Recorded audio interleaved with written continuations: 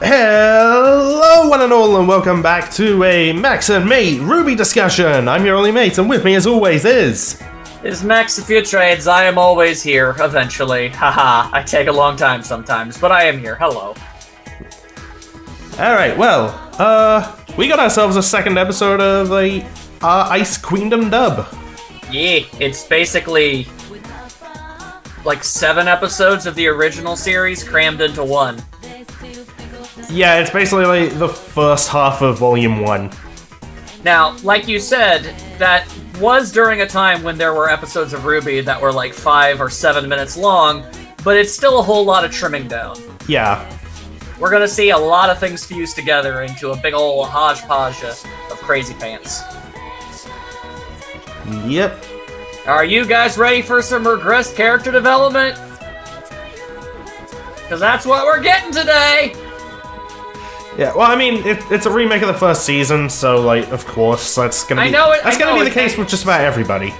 I know. Even characters like RWBY and stuff, you know, they're not as good at the things that they are good at now. I get that.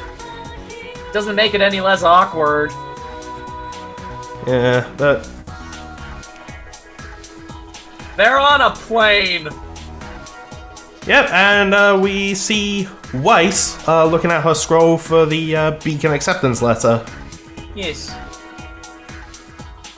And she is silently and also somewhat unsilently judging people.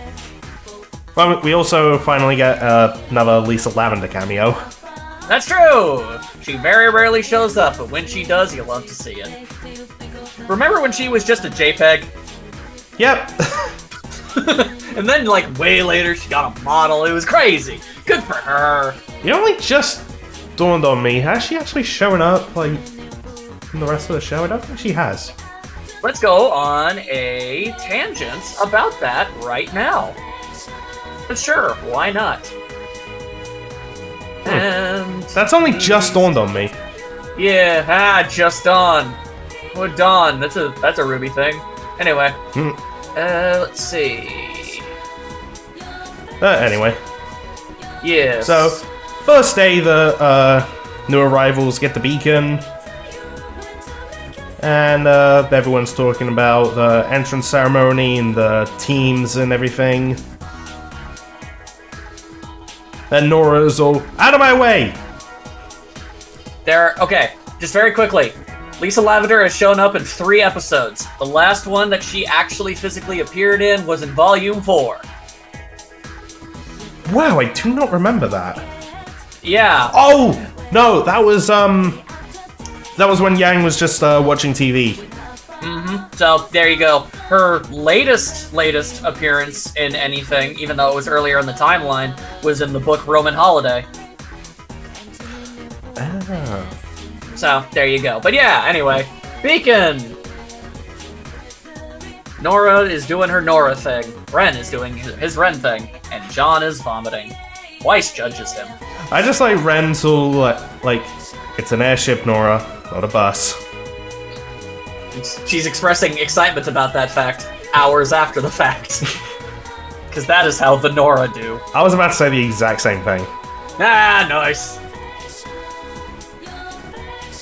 And then Weiss sees Pyrrha, and what happens when pre-character development Weiss sees Pyrrha? Opportunity is what she sees. Because Weiss wants the best team. Yeah.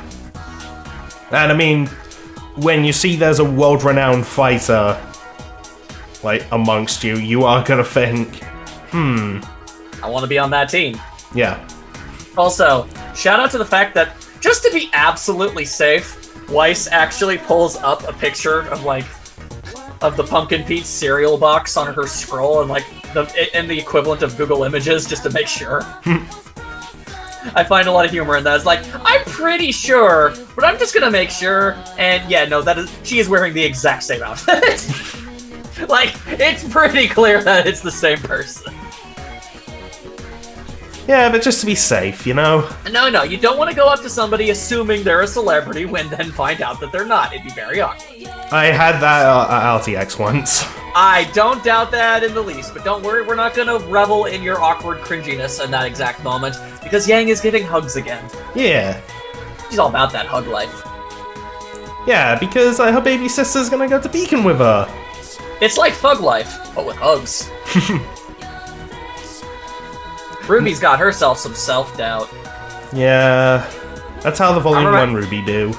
Yeah, you remember Volume 1 Ruby? She was not very sociable and did not have confidence in any of her abilities. Yeah, but she also just hated, like, having to, like, well, skip 2 years and not know anybody. Yeah, well, that would be rough. And hey, here's a change from the original canon, which I was informed, I guess, was sort of mildly kind of implied, but I feel like Ice Queendom makes it significantly more clear if that is the case. Yang's very specific reason for not wanting to hang out with Ruby the whole time. Yeah, it's so that she can, like, try and be more independent. Yeah, but I mean, in the original series, Yang was just all like, haha, no, bye, I have to go hang out with these shadow people. And we never saw them again. Exactly. This version is better, because it's actually like, well, actually, I have, like, a plan, and I want you to become more sociable and stuff, so... And I feel like that was just infinitely better established. Oh no, it was, but the whole shadow person thing, I'm just remembering a comic AG Nonsuch made. It was like, that moment in Volume 1, Yang's like off to hang out with her shadow people friends, and it's just her, like, at a table doing, like, a tea party, and she's got this, like, creepy, like, crazy smile. Of course. And I'm just remembering how jank that scene when she left was animated. It's like her 3D model got fused to a PNG that kind of ran away. It was weird. Anyway, Ice Queendom has a theme song. Yeah, and I really like it. Anytime I heard this while watching the sub, I was just like, this is probably the grooviest RWBY opening that we've ever had. It do got some groove to it, that much is true. And it's got, like, symbolism and stuff. And anime girl faces. So, you know, like, that's pretty good. And then Juniper, even though only one of them is really going to amount to a whole lot in this franchise. And not this franchise, but in this side series. Like, you said yourself, like, Ren and Nora don't really factor at all. So, I mean, Pura just, like, a little bit, but no, Jean makes the most impact. Yeah, Jean is really the guy from this. But anyway, that's for later. That's for later. As much as that annoys people. Yeah, people don't like Jean. Yeah. It's weird. I like Jean. He's a cool guy. Yeah, me too. He's been through enough. Also, this, like, last shot in the opening with Weiss, and there's all those thorns. Foreshadowing. You say that like it's subtle! I mean, to be fair, when are Rooster Teeth subtle about anything? Never! That's exactly what I'm saying. Like, you're like, oh, now if you'll pay attention to this moment in the opening, you'll notice that this right here, oh, this is foreshadowing. It's like, yeah, oh, is it? The shot of a despondent Weiss on her knees, surrounded by black thorns. That's foreshadowing? No. Also, we get the shot of the 2 night pieces. That's true. Yeah. Like, okay, spoiler alert, like, for those who haven't watched this, but I'll just get this out of the way. Okay. After the initiation, the team forms, they keep the chess pieces. Oh, do they? Yeah, and I think that's really cute. That's actually really nice. So the episode begins, and what does Yang say? Who's the loneliest looking weirdo we can find? And the only person that could ever possibly describe is Blake. You really had to say it like that, didn't you? Yes, I absolutely had to say it like that because I'm talking to you. And here I am, still trying to be nice to Weiss. Oh, I'm not mean to Blake, am I? If I am, I'm sorry. I won't do that again. Anyway. I honestly wasn't trying to be mean. I mean... Anyway. Yeah. Okay, I'm sorry. You're gonna have a lot of possible options to make fun of Weiss, so you know what? Well, I was also just thinking, how could I joke about this moment? Well, I don't know. Either way, I mean, this is like, you know, this is a big scene for Blake, so you know, take the lead here. Yeah, so we get a recreation of, like, the first meeting between Blake, Yang, and RWBY, like, during the initiation. Although it doesn't have pajamas, so it's infinitely worse. Yeah, I mean, sacrifices have to be made. Like, I know. For the sake of brevity, it had to be done, and I accept that. But the pajamas are cute. We will get the pajamas, don't worry. Huzzah!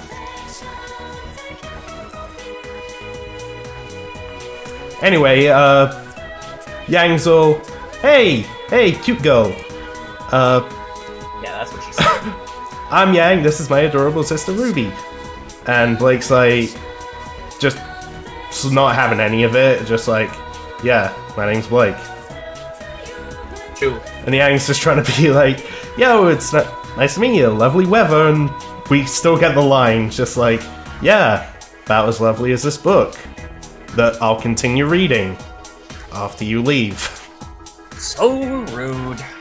To be fair, when someone's just minding their own business reading a book, isn't it kind of rude to just interrupt them? Yes, it absolutely is. But what I'm really getting from this whole thing is really just me remembering how much character development literally everybody has gone through up to this point. Oh, yeah. Like, I'm just like, man, Blake, Yang, Ruby, and White, like, all of them, they are basically entirely different people by the time of Volume 9. And it's really sending me going back to their old ways. Also, like, yeah, the shipper in me is just looking at, like, this moment, and it's just like, Blake not having any of it, just wanting to read a book, and Yang being like, kind of rude. I'm just like, man, knowing your future.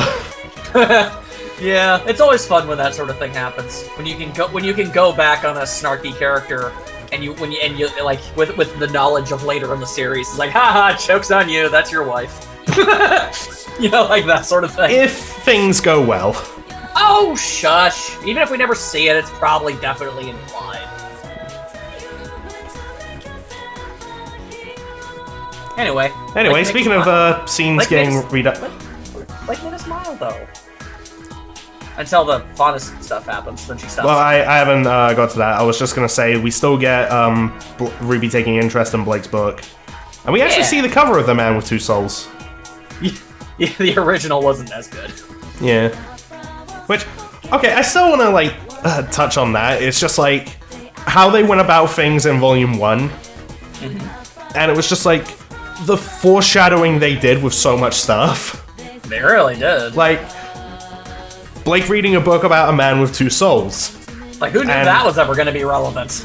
Yeah, and we also find out there are other stories, like The Woman in the Tower, The Four Maidens. I know, right? Like, what the crap? Like, The Two Brothers. All of that is relevant. Yeah, like... God, like... Okay, before Blake's death battle happened, and I was, like, going back through all the volumes, and it was just like, wow, all this, like, subtle, like, foreshadowing that they do. Like, okay, well, obviously when actually watching it, I didn't really take any notice of it, but, like, knowing what we know now, and going back to that, it was just like, oh my god. They put it out there that long ago. They really did. That's how you foreshadow, yo. Yeah, it's awesome. It is. Yeah. So Yang still thinks the book is weird, though. Well, to be fair, it is. Yeah. It is a weird story concept. I think there's actually a thing in the comics when,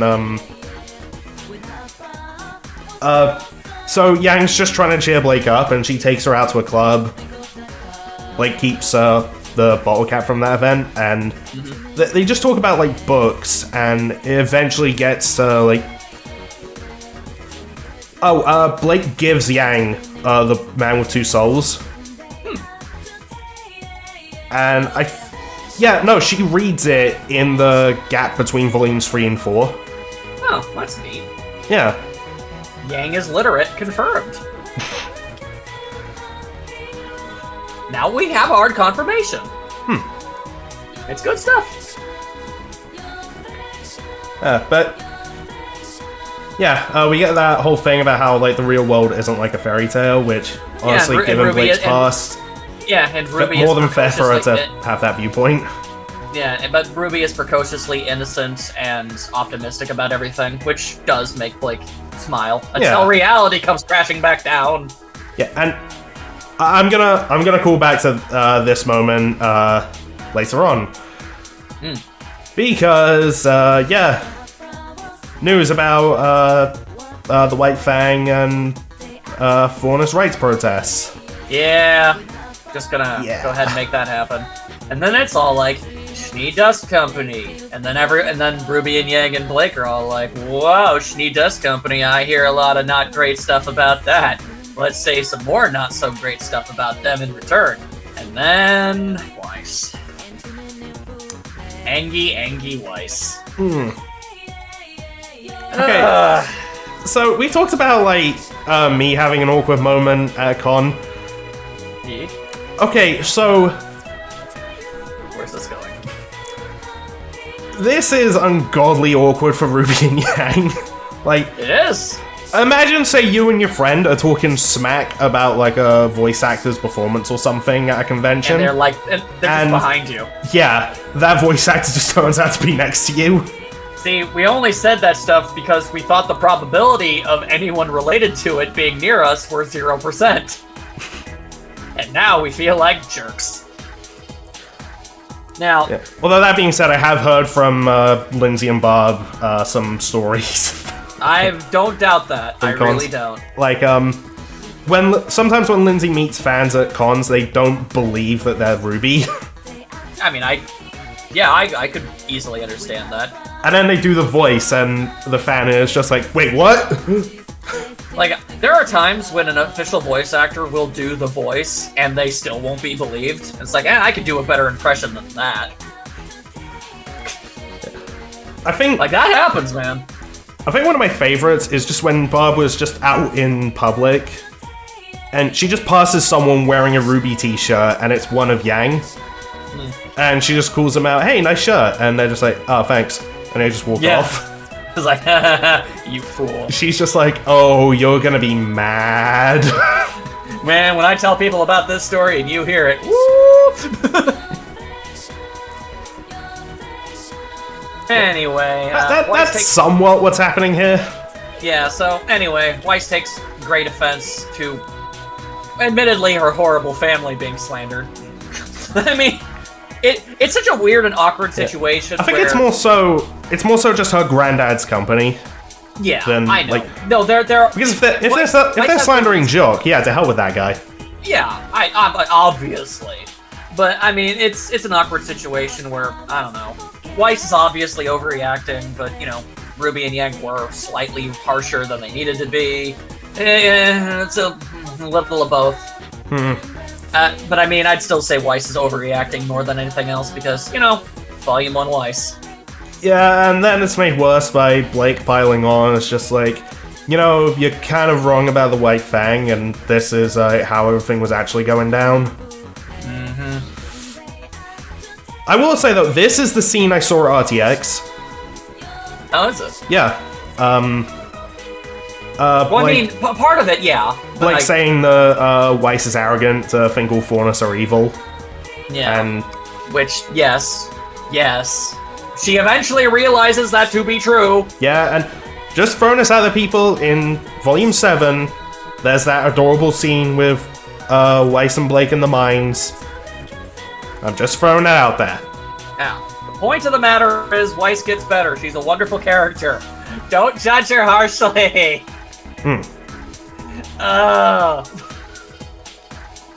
Yang tries to keep things mellow yellow. Because she is yellow. But, yeah, it doesn't really work out that way. Ruby also does it, but, yeah, no. Blake is dour and Weiss is offended, and neither of them are really interested in meeting in the middle on this. Yeah, but Ruby's all like, hey, we could all go shopping, get school supplies, and then Weiss has to sass about it. She does have to sass about it, but look at it from this perspective. The animation is adorable. Are you seeing that hair flip? I know, right? And I don't care if it's a sarcastic smile. It's a pretty smile. It's really nice. Anyway, yeah. And then Weiss makes probably one of her biggest regrets. Implying a vague possible interest in John. Yeah, and that effort that he makes. Yeah, she could have definitely avoided a lot of things. But yeah, no, Weiss ain't got no interest in dealing with these three silly galoots. No, like, at RTX, all the voice actors were just, like, talking about that grunt that Miles had to make for that scene. Yeah, is that who? It's a good grunt. But, yeah, ultimately, Ruby's attempt at making friends failed catastrophically. Yeah. But hey, well, I mean, it's a joint effort between her and Yang. Yeah, Yang screwed up too. They both messed up. Woo! Then again, they also, ended up interacting with two characters who, look, as much as we love Blake and Weiss, as much as we do, undeniably, them girls need to go through some character development. Yeah. Which they do. They do, but they both got their issues to start, and it's like Yang was like, okay, let's make friends, and then they went straight into like very hard mode. And they picked literally any other group of anybody, they probably would have had better results. Like hell, like say they walked up to Ren and Nora, that probably would have been just fine. I was thinking about that. Oh, were you? There's a what if. That is a what if. What if Yang just picked somebody else to go and talk to? But at the same time, no. Yeah, you and your frickin'... Look, not all roads lead to the bees. Yeah, but I like the ones that do, okay? I know you do! Anyway, holograms of Ozpin and Glinda show up, and they're saying, hey, guess what? We're cutting a whole lot of this mess out, we're gonna dump you in the forest. Go find some chess pieces, nerds! I mean, it does make sense to do this before getting them to the school. Yeah, but at the same time, there really should be some degree of initiation. Well, this is the initiation. I know, but it's a weird initiation. Beacon is weird. That's all I'm saying. Oh no, have you heard what Shade's initiation is? I have not. Okay, so it's similar to Beacon. You gotta find a relic, get back to the school. Right. Yeah, they drop you out of the airship. Oh, that's fun. Like landing strategy! No, the floor opens beneath you and you just fall. Ah, delightful. So basically all of the hunter schools are messed up. Yeah, although that one packs parachutes. So, pick your poison, really. Yeah. Oh, and you're dropped in the middle of a desert. Yeah, that's a lot worse than being dropped in a forest. Yeah. At least in my personal opinion, that is the case. Now I just wonder, what are the initiations for Haven and... Wait, no. Wait. Yeah, no, it is Haven Academy and Atlas Academy. There you go. I was trying to remember, wait, no, was the school named after the kingdom? No, hang on. I'm gonna go ahead and say, I can't say I know, but I feel like Atlas is probably a little bit more, I don't know, by the book. Less freeform than other, schools. And yes, I know that is the one that ended up creating Flint and Cat, and that was the whole joke, but you get what I mean. You know what? Maybe we should get a Team Funky book, and then we'll get the Atlas initiation. Do we even know who the other two members of Team Funky even are? Do we have anything on them? We saw them in volumes 7 and 8, I believe. Did we? I only remember seeing Flint and Cat. It was in the Juniper fight, when they were training. I think one of them is named Ivory. Huh, alright, well hey, there you go. I can't remember the last one. Well, they're obviously not important. At least at the moment. If we get a book about them, then maybe. I mean, even then, it's all side material. Yeah, everyone would just read it. Other than that cameo we got, we ain't ever seeing them again. I mean, there is the off chance they might be dead.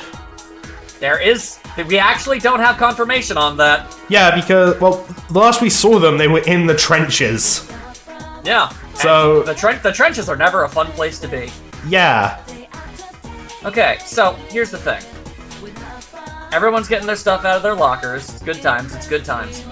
We get the shot of Mirton Astor, dangling from Weiss's side. And I'm gonna tell you something. This is weird. This is a very weird thing for me to think randomly. For some reason, this exact shot, all I can think of is Weiss's clothes look very comfortable.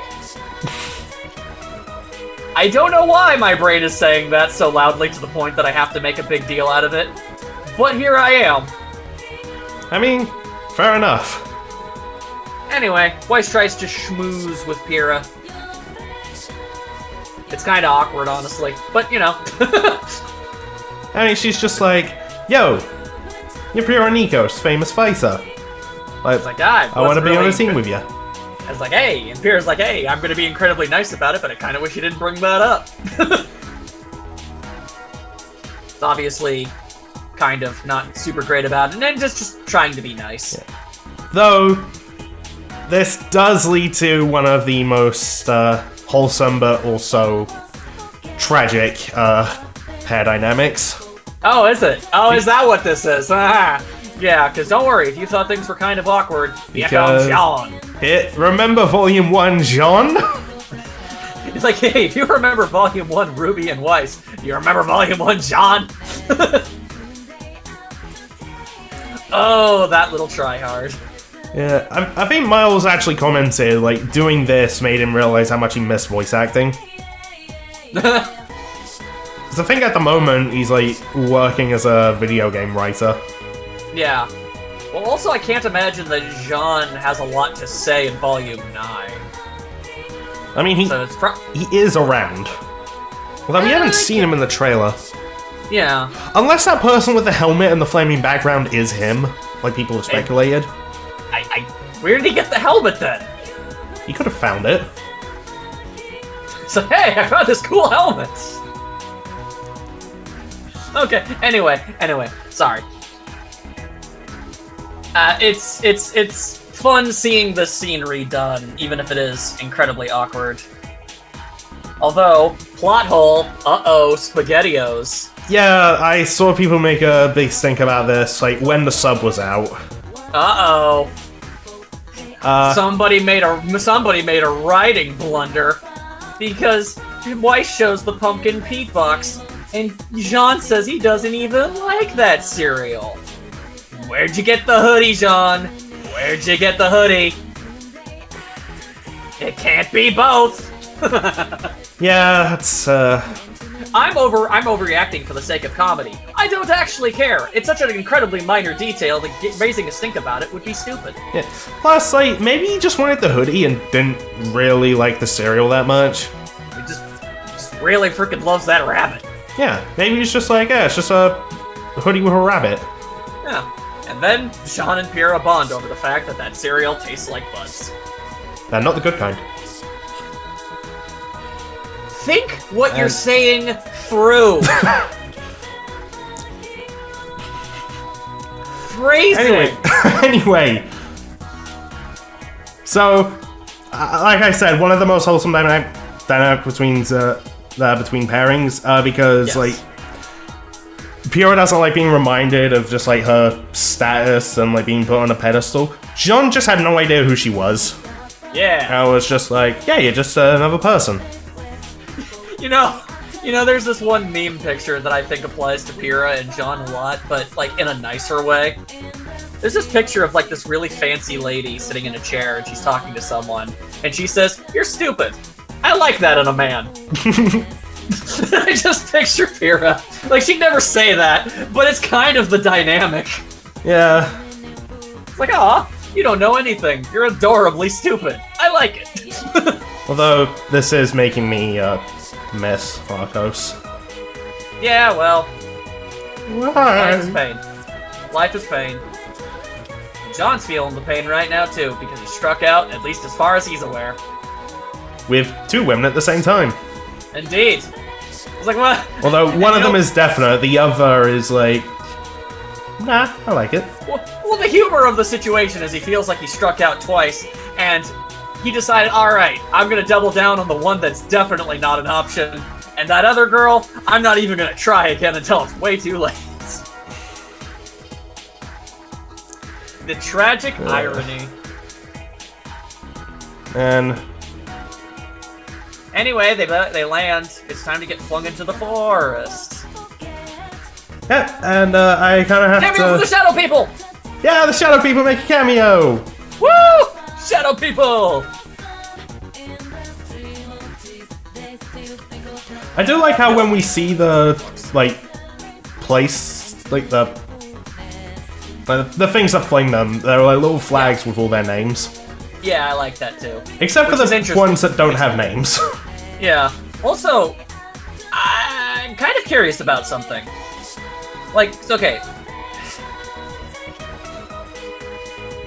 Do they get sent in waves? Are they in different places? Like, if it is in waves, does Ozpin give the exact same speech over and over again to each new wave of people?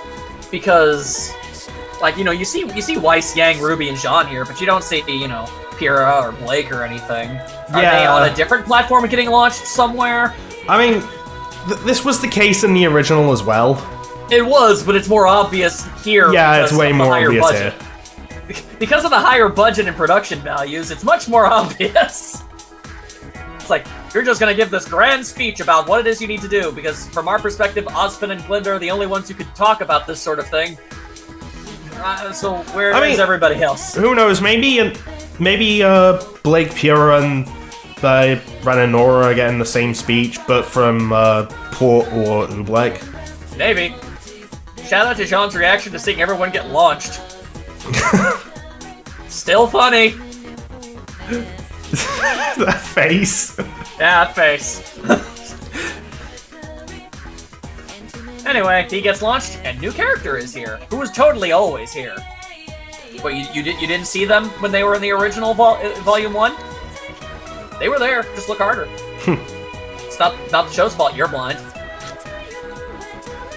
Yep. They're here to drop some foreshadowing. Yeah, Xion, who is hunting a particular Grim. I'm sure we won't see any references to what this Grim may or may not be in the rest of the episode. It's a lie, there are two. We'll see them. But, yeah, I guess they're just kind of a freelance Grim Hunter and just happen to be around, I guess. Yeah, well, I mean, like, as we'll learn, like, in future episodes, yeah, this is just what Xion specializes in. This particular style of Grim? Yeah. Do you think that means that there are specific hunters and huntresses that specialize in every type of Grim? Like, do you think that there are very specific hunters that, like, only fight Apathy Grim? I mean, it's possible. Like, we don't get a lot of the firmer details, but there could be specialist hunters and huntresses. Yeah, like... Whereas, you know, our girls are more generalists. Yeah, like, for the Apathy, you could have someone whose semblance just directly counters the Apathy. Yeah, something like that. I mean, as we learn, that's the situation with Xion? Xion. There you go. Yeah, that's the case with them, so there you go. And now Yang is flying. Yeah. Also, I want to say I like Kaiden's performance. Oh yeah, it's good. Yeah. Same voice as May in Volume 7 and 8. Oh, very nice. Shout out to RWBY using her scythe as a pogo stick. It's adorable when she does that. Boing. And then Jean almost dies. But then he doesn't. Good job, Pyrrha. Yeah. Although in this, we actually see him, like, hit something. Well, yeah, no, I mean, in the original, it's actually interesting. In the original, we see Pyrrha notice and save him from her perspective, whereas in this one, we actually see the point of impact for Jean. Yeah. The whole situation from his. Honestly, I think I like Pyrrha's perspective a bit more. It's just like too. The aim, the throw, and then the distance. Thank you! It just pulls out, I'm sorry. Yeah, no, I like that a lot more because it also helps establish just how freakishly good Pyrrha is at this, because she's able to make such a calculated shot. From watching just this, you don't really know where her point of entry or viewpoint is. She could have been literally anywhere. The way we saw it originally was definitively impressive. Yeah. Anyway, RWBY finds Weiss. Weiss ignores RWBY.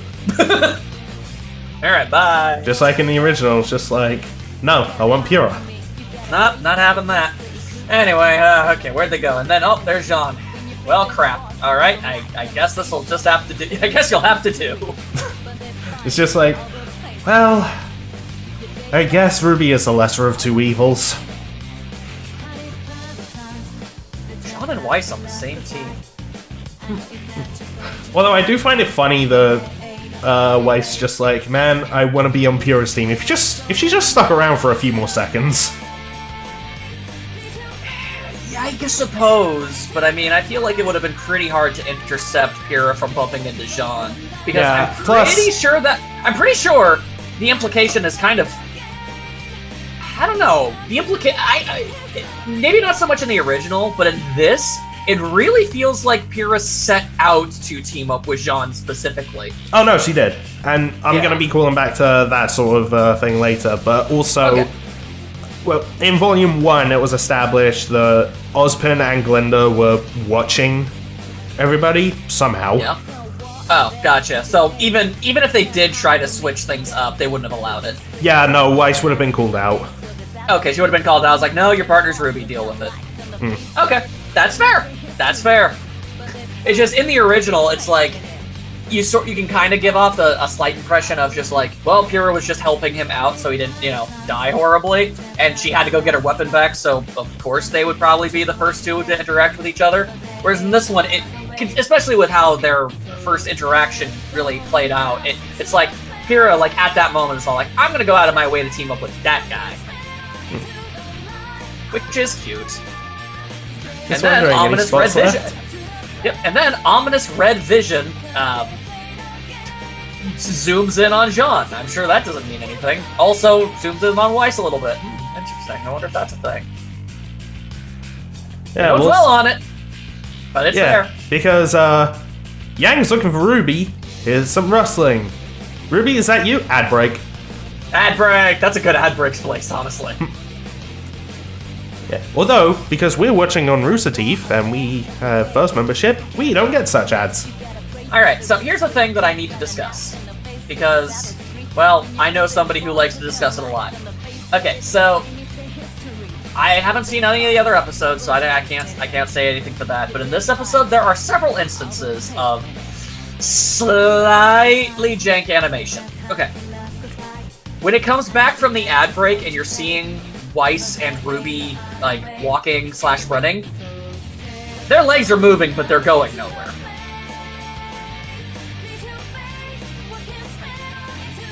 They're running in place. Oh. Yeah, no, that's just sometimes a thing in anime in general. I know, but I'm just pointing it out.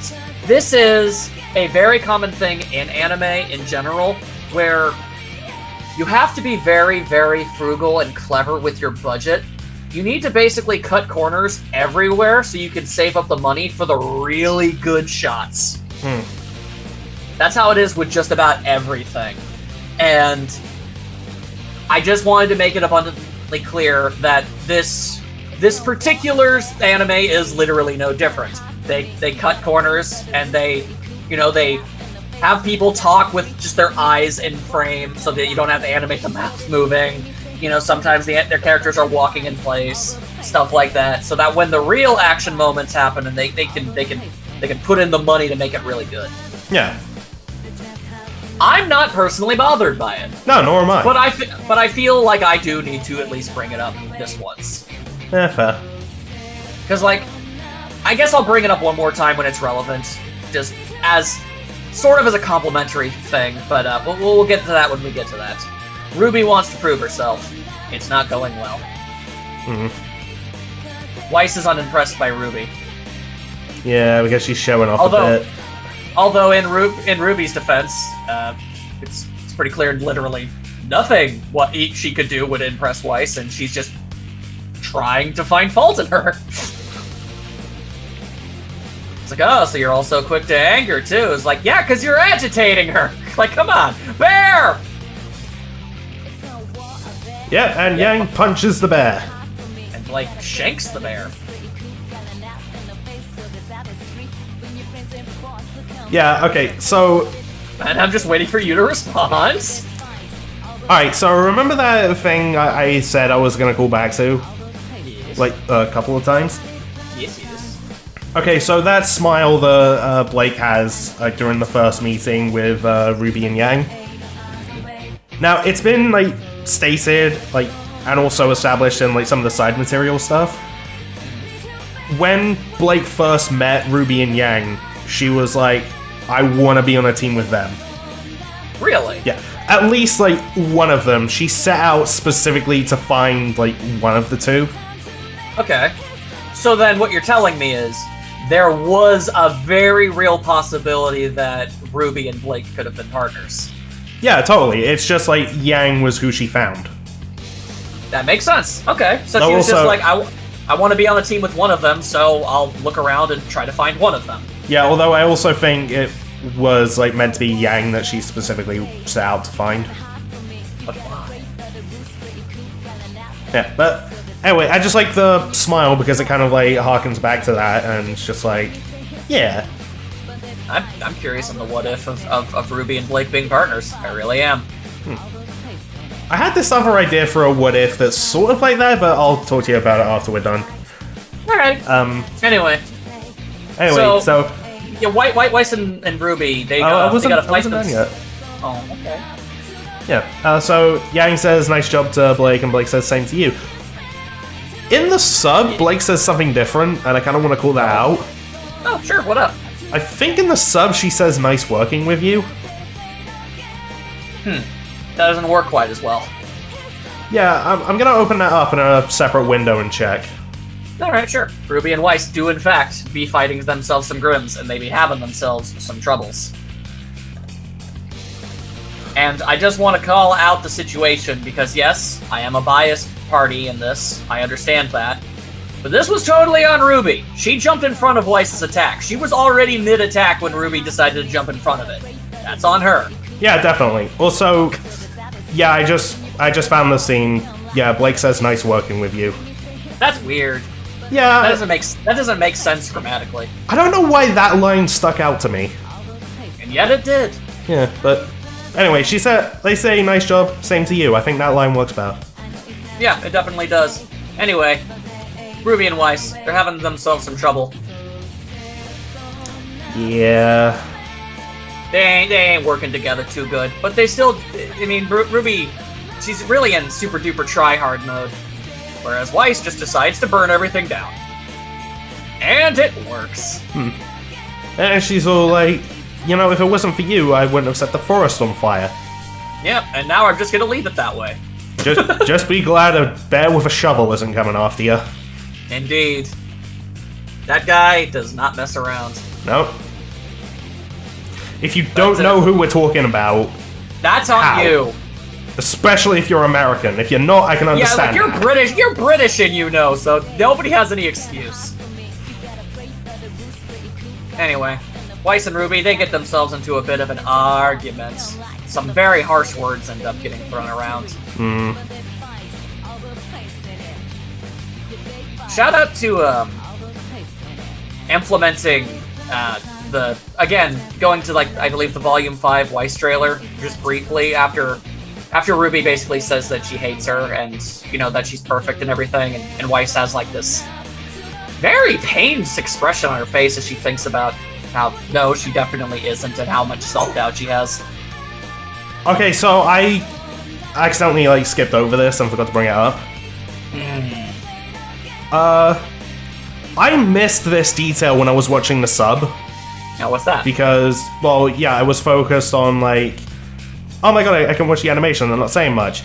But then, as soon as, like, subtitles get thrown out, I just focus on the bottom of the screen. Yeah, that's why subtitles suck. So when I was watching the sub, I completely missed the little detail that you see something moving around. Yeah? Yeah, I never noticed that until I watched the dub. Oh yeah, no, you see a little something doing a little bit of a sneaky. Yeah. I'm sure that won't play a role in literally anything. Nah. Anyway, Weiss says she's not perfect, but she's better than Ruby.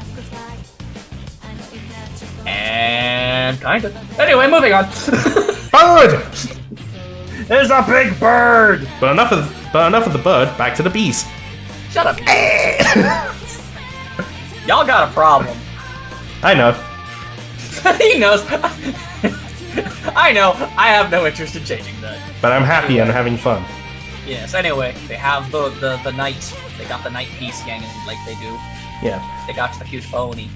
I like that they brought that line back. They did.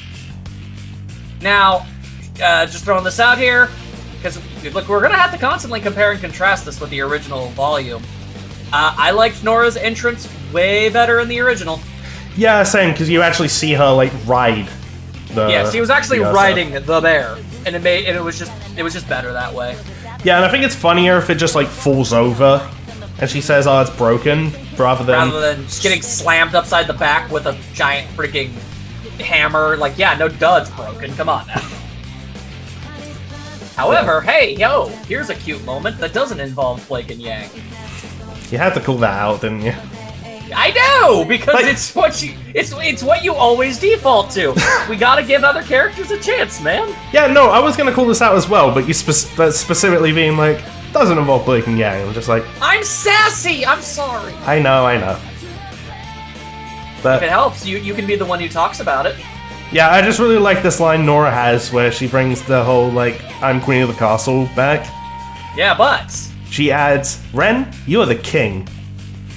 that's adorable. Yeah, and a little behind the scenes thing when we were just like texting about the episode. I'm just like, yeah, the shipper and me wants to call out a very particular moment. And yeah. And then I just said, Nora saying, like, I'm queen of the castle, Ren, you're the king. And you're just like, oh, that's what you're talking about. I just go, ha, you thought I meant the bees. And then I said, do you blame me for assuming? And you said no.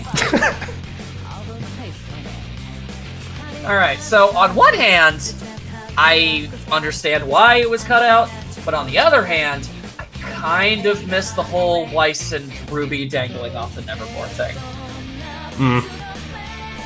I get why. Brevity, saving time, I understand. But still, I miss it. I liked that whole exchange. It was funny.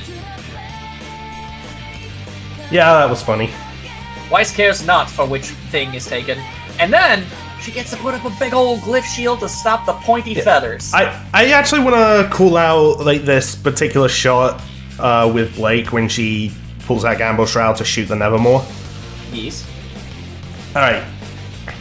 So, this was in the trailer, and I saw a lot of people talking about a specific detail from this shot. That one shot of her pulling up the thing. Okay, I might as well rewind to try and see it. Or at least to have a good frame of reference. And the thing I kind of want to call out, in the trailer, they miscolor her scarf. For some reason, it's white. Oh. And Well, they fixed it for the actual episode. Yeah, that bothered me so much in the trailer. Even though They changed her. They messed up her scarf color. Absolute disgusting.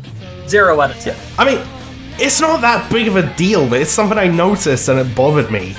I understand. And I was just like, it's not supposed to be that. Look, dude, if they miscolored Weiss's collar, I would have gotten all in a huff too. Yeah, see, this guy gets it. He understands I me. get it. It's like, Anyway, big scorpion. Also, there's another detail that people pointed out in from this scene in the trailer. Okay. I will just say, yes, I see it. What do you see? I'll tell you afterwards. Can you at least give me a timestamp so I can possibly find out myself? Just watch the moment she pulls out Gamble Shroud and shoots it. Oh! Oh! She bounces. Yeah. Anyway. Now we know where he was looking. Big scorpion! Cutting out the introduction of the scorpion, which, honestly, out of all the things that got cut out, while obviously, it's still nicer to have it, it makes sense, and it didn't really feel all that weird. It's like, yeah, alright, they're just being chased by a different Grim. It happens. Yeah, although I do kind of miss, like, them going in the cave and the whole... Yeah. I think this is the wrong way. Pura, I at least made the torch. Can you humor me for, like, 5 more feet? Yeah, exactly, that's a good line. Another great line that gets cut from this adaptation is, great, now we can all die together. That's one of the funniest lines in the entire series, and it's gone. You hate to see it. Hmm. Anyway, big waste wall. And yes, it was a pun. Trying so hard not to make an obvious Overwatch reference. Yeah, I know. Well, we're not talking about no Overwatch. We're talking about RWBY. Yeah. Anyway, it's time to frickin' bolt. No fight, run away. But the Grim, they have other plans, you see. They want to do of themselves a big ol' hunkin' murder, because there's a lot of negative emotions swirling around all up in here, yo. Run it in place! I just like this... Like, just the shot of, like, the background, it's pretty. Oh, no, it's a very good shot. But now, Juniper have gotta fight themselves a Scorpion. Nora is very enthused. She hits them with the pow-pow. Yeah, I think I like this setup of the fight a little more than the original, because it's just like, okay, Team Juniper, they're fighting the Scorpion. Team RWBY, they're fighting the Bird. There's no, like, weird, like, thing in the middle that has to get them together. Yeah. It's a bit more cohesive. Yeah. So that makes some sense to me. But, and John showing off that, hey, he's not so bad, actually. Yeah. He's got some latent talent all up in there. And the big bird is angry. Alright, so, this is probably going to be the final time I bring this up. And again, this is just so I can also compliment somebody else at the same time. Up until the very end of the fight with the Nevermore, the original was infinitely better animated. Yeah, and it's also just like... I don't know how you could, like, remake this, like... and have it not be as epic of a moment, because it's just like... The general atmosphere, like, the music especially was a huge part. Yeah, no, the music was better, the animation was more kinetic and fluid, and all of the characters were doing more. Yeah. And at the end of the day, what does this say at the end of the day? Does this say that this animation studio is really bad? No. You know what it does say? It says that Montium was a goddamn legend of an animator, is what it says. Exactly. That's what it says. That guy had almost no resources, and he made something so damn good. That's what it says to me. So yes, is this version a step down? It is. In some ways, yes. In some ways, yes. In some ways, there's a lot more just kind of standing and shooting in this version. And there was a lot more of the flippy-dippy stuff inside the original volume. We also get to the point of RWBY having a plan, like, way faster. Yeah. There's less fight. And that's the thing when you gotta put it all into a bunch of, 0.2 minutes. Yeah. And there is a bit of a change in, like, how Juniper take out the Scorpion. Gareth throws her mighty shield like Captain America. Yeah, but this time the tail doesn't, like, land on the Scorpion head. Which, I'm gonna just throw this out there, I mean, basically they exchanged the Scorpion's tail piercing it in the head and Nora hitting that to Pyrrha throwing your spear into it and Nora slamming it through it. I'm not sure which one I like more. Yeah, I'm in the same boat. They're both okay. Yeah, both are really cool, like, kill shots. I'd say one is just cooler because it's using the enemy's natural anatomy against it, but this one is like a better team-up maneuver. Yeah. It's like, it's making use of the fact that Pyrrha has great precision and Nora has great strength. So, in a sense, I don't know. I could see how one would prefer one or the other. You didn't hear that noise I just made, did you? Yes, I did. What was that? You getting yourself some kind of drink? No, I was, Are you parched? No, I was going through the next scene, like, just in slow-mo, Blake, swing from the Nevermore, and I just noticed she's smiling the whole time. Oh. And I was just like, she's smiling. Oh, okay. She is. That's adorable. But that your snicker sounded a lot like you trying to, like, get the last bit of liquid out of a straw or something. Oh, sorry. It's like, what, you got yourself a soda over there? You couldn't have waited? Come on now. No, I'm just like, she's smiling. That's adorable. Yeah. Also, in both shots where you can see it. Yeah, there you go. Also, okay, I got called out by someone I know, just like, who watched our last one. It's just like, wow, you two really are just simping. I'm just like, well, yeah. Yeah. Oh, I'm sorry. Are we supposed to be shamed by that random person? Are we supposed to change? Are we supposed to not do that? Because I'm going to tell you right now, no, we're going to keep doing it. Yeah, just who we are. And if you don't like it, okay, we are just going to keep enjoying something that makes us happy. Your opinion. I mean, it was also just meant to be like a joke. I know, but I'm just saying that to anybody who would take offense to the whole fact. Yeah. I'm never going to apologize for enjoying things. I miss the different. I like the version in the original of Yang punching down the Nevermore's throat way better.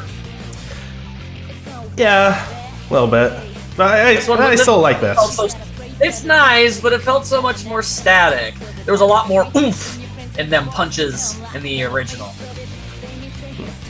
Anyway, it's time for slingshot maneuver. Again, though, they kind of change it a little bit. So it's like, can you make this shot? Can I? Can you? Yes. I like that joke. Yeah. A lot of jokes are getting cut out.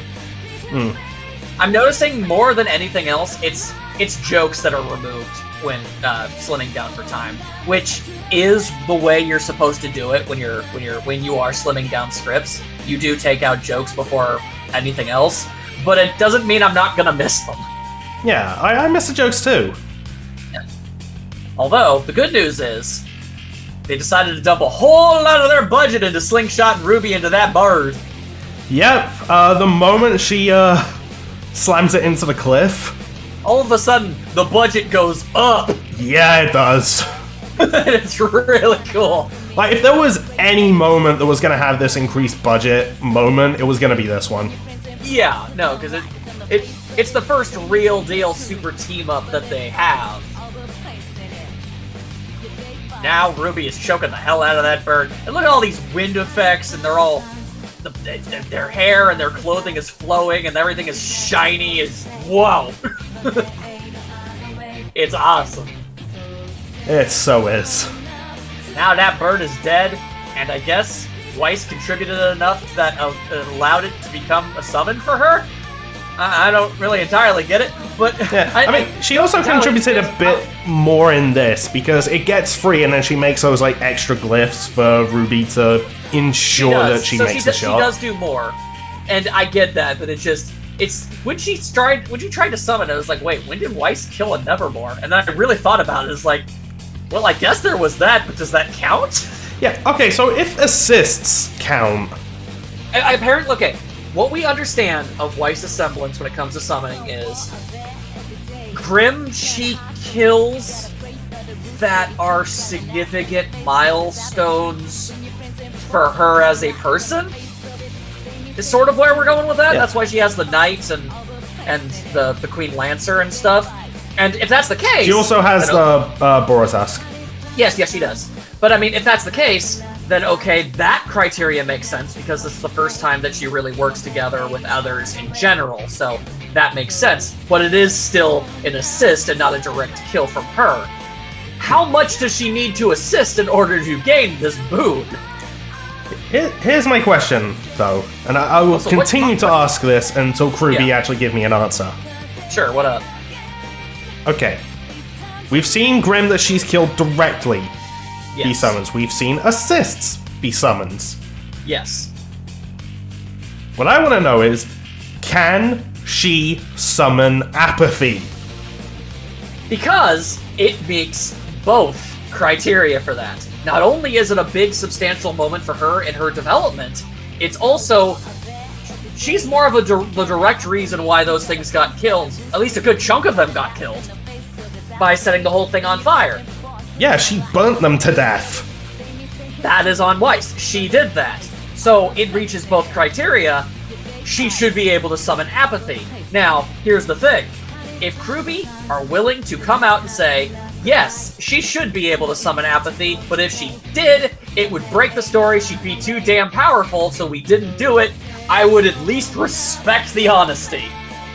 And it would give us a little something to talk about for something else. Indeed. Alright, so you know what? Here's another thing, okay? If you want to make this like time dilation with Weiss, and it's, yes, she can do it, we just don't have her do it because it's too powerful. I'll accept that. If you tell me that she can summon the apathy anytime she wants to, and just doesn't, I'll be slightly annoyed that she doesn't, but I'll accept it. That's all. Anyway. Plus, yeah, I'm just thinking about, like, we see Winter summon, like, an army of small Nevermores. Yeah. So...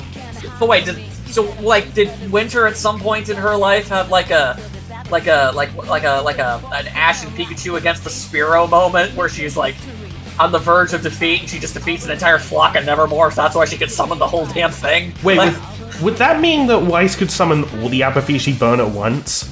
That's the idea, right? Oh god. She could theoretically summon an army of that, and if she could summon an army of apathy, any human or Faunus that they go up against would literally be a no contest. She could just depress them into letting her win. Huh. So, yeah, there's a reason why they wouldn't have her do it, but can she? Just can't confirm if she could.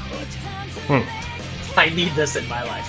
Anyway. You know what, that's something I should ask next RTX. It really is. Remind me. I will. But just throwing this out here one more time, I like to actually rewind, and I really like re-looking at all of the shots of the four girls with all of the wind effects on them going through like their clothes and hair. Yeah, I'm gonna make sure I have screenshots of this, like, in the discussion. Yeah, please do, because they all look phenomenal. Yeah, like, remember all the shots I included in the last one? I do, yes. Yeah, no, that's what I want to do for this. Good, include them, because these girls be looking good! Hell yeah, they do. And Shion is watching over, is like, hey, looks like that Grim I'm searching found their thing. Yep. And then we go to Beacon, and they're like, hey, this is Team Juniper, and this is Team RWBY. And it all plays out pretty much the same way as it did originally, you know, a little shorter, but basically the same. Like, well, I mean, we also miss out on Pura giving Jean that little, like, tap on the shoulder, and it puts him on the floor. Yeah, that was fun. Again, jokes get cut first. Yeah, but they can still be funny. I know. Man. I just remember, like, when I was doing those cracks, I had fun with that moment. It was just, like, the GTA 5, like, wasted. Like, maybe I overdid it, but the moments, they fit. Yeah, man, remember when Weiss was consistently taller than RWBY? Yeah. I miss those days. Then RWBY had a growth spurt. Yeah, apparently. Now Weiss is the shortest, and I just have to live with that. Oh well, it's adorable. Whatever. Weiss in any form is good. Yeah. But anyway, RWBY gets named to the team leader. Yang is happy. Weiss is much less happy. Yep. Because remember in Volume 1, she thought she should have been the leader. Yeah, I'm sure that's going to play our role in things. And I guess I have to be the one to say it. You can very, very clearly see something on Weiss's neck. Yep. A fractal scarring type thing. Sigh. Well, we'll get to that in a future episode. Yeah, then the end credits happen, and I like them. They're pretty. Yeah, they are. And this song is by RWBY's Japanese voice actor. Oh, well, there you go. Singing with the power of RWBY. Let me just look up her name real quick. For the first time in RWBY history, a song isn't being sung by Weiss. When you get right down to it... I hope I'm pronouncing this right. Yeah, just do your best. Sorry, Hayami? You're doing your best, and that's what counts. Yeah, I'm really sorry if I'm pronouncing that wrong. I'm not good at this. Yeah, no, he's not good at Japanese names. And I'm not going to say I'm good at it either, so I'm glad you took the bullet, because I wouldn't have said it any better. Like, okay, if I hear someone pronounce it, I'll basically just try and mimic that. Yeah. It's my headcanon that literally but every the voice is single beautiful, song... and she does a great job as RWBY in the Japanese, like, version. Yeah. Yes, she does. Yeah. Look, from everything I heard, all of the Japanese voice actresses did phenomenal. Yeah, they all did. Man, is it a trip to see what other roles all of the actresses had? Yeah, we were talking about this character, like, beforehand. Yang is voiced by Ryoko. Uh-huh. And Yukiko. Yeah. Meanwhile, Blake is played by Annie from Attack on Titan. So close. Yeah, it's so close, so close. And freaking Zelda. Yeah. Freaking Zelda. And I just want to point out my reaction of, like, it's like they were just looking at the anime roles, and it's just like, oh, you know, not a lot of people I really recognize, and I was like, but she voiced freaking Zelda. And let's see here, Yoko Hikasa, I believe, who is the Japanese voice actress for Weiss. I'm just throwing this out here. Look, if you know what High School DxD is... I think I've seen a clip of that. Look, I'm just throwing this out here. She voices, like, the main girl in one of, like, the most fan-service-y heavy things I think I've ever watched in my entire life. And it's a bit of a trip to think that. She was also Kyoko in Danganronpa. Oh. So... she's versatile is what she is. Respect. Yeah, I also just, since we're naming the Japanese cast, I kind of want to just bring this little thing up. Go ahead. Because I remember seeing people talk about this, and I thought it was funny. But also just really, really cute. What you got? The Japanese voice actor for Blake, again, really hope I'm pronouncing this name right. Hang on. Alright, Yu Shimamura is the Japanese voice actress for Blake. Okay. And Amy Koshimizu is Yang. Again, if I'm mispronouncing either of those, I'm sorry. So here's the thing. I do want to give all of the Japanese voice actors and actresses their kudos and due. I just also want to say that, like, not hearing the English voices come out of them is always going to feel weird to me personally. Oh yeah, no. In much the same way of seeing any, like, American cartoon being dubbed in another language, it's just gonna feel wrong. And that's one of the many reasons why I waited personally for the dub, because those are the real versions of the characters to me. Yeah, because in your mind, like, Kara is Weiss. Yeah, nobody else can be Weiss. And no matter how phenomenal of a talent they may be, it's just Kara is Weiss. Yeah, I'm gonna have the same thing with Aaron and Blake. Yeah. So I don't want to disrespect any of the Japanese actors. They are amazing. It's just all preference based. Yeah. And you watching, you can prefer the Japanese, you can prefer the English, like, whatever. I mean, I'll judge you personally, but you're allowed. Anyway, so... yeah, the thing I was gonna say about you and Amy... Was it Ami? Yes, about me and Amy. Well, okay, go ahead. Anyway, there was a panel not too long ago. Yeah, they ship it. Yeah, they do. I think they went on wearing matching bee-themed accessories.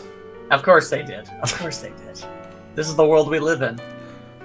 I just find it really cute the English and Japanese voices of Blake and Yang ship it.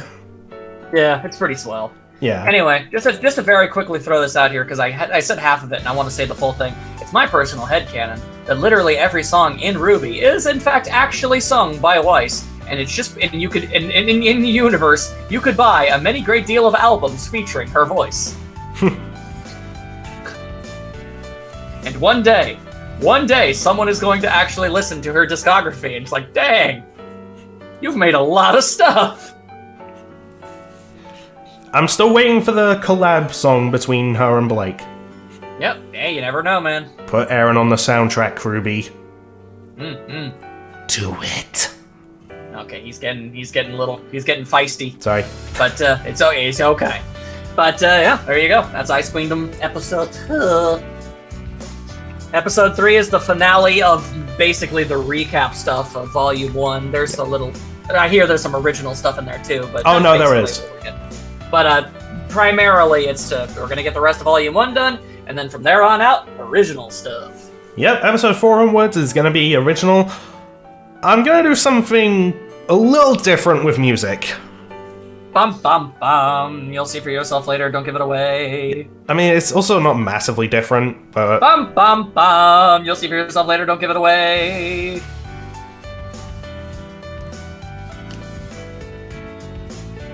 Not having anything to speculate on makes the ending these very difficult. Admittedly, but... we make it work.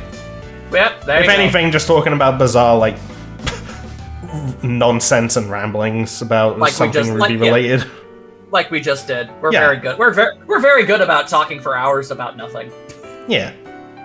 Anyway, there you go. It was a pretty swell episode. A little rocky here and there were a lot of jokes that got cut out that I understand, but I still missed. Yeah, and we can still like reference them while just talking about it. Doesn't mean that they have been uncanonized. In fact, I don't have any idea just how canon this is even supposed to be considered. Oh, I think RWBY said this is canon adjacent. So that's their way of saying it's canon unless literally anything in the actual show contradicts it, in which case, no, it's not. Yeah, well... Okay, that's what it means. I'm also just getting into Death Battle here, but isn't that basically just how Death Battle, like, judge, like, any other sort of material? Yeah, no, basically the idea is there's nothing saying that this couldn't have happened. Yeah. So we'll just assume that it did. Yeah, so basically just how RWBY works with side material, it's just basically how Death Battle view everything. Yeah. Unless directly contradicted, yeah, it happened. Yeah. I'd like to think that they at least made a bit more of an effort to write this in as to be official, as opposed to, say, like, you know, the officially sanctioned fan comic manga things they released. I feel like there was a bit more scrutiny for this particular project. That's all I'm saying. The Justice League stuff, on the other hand, I feel pretty confident saying, no, that's very much uncanon. Yeah. That has way too many implications if it actually did. Because that just means straight up, there are Green Lanterns in the RWBY universe. Like, the actual ones. Multiverse. I know, but you get what I'm saying. Yeah. Although, however, like... Okay, yeah, just Death Battle stuff. If there was going to be crossover scaling for one side, then, boom, there's crossover scaling for RWBY. Yes. But, yeah, there you go. Another episode. Hope you enjoyed yourself, especially if you actually sat through this entire thing. You're very strange, but I appreciate you greatly. We will see you soon for another episode where we will more than most likely talk at length about not a whole lot in particular, and you will listen. Yeah, although, to be fair, like... Ow.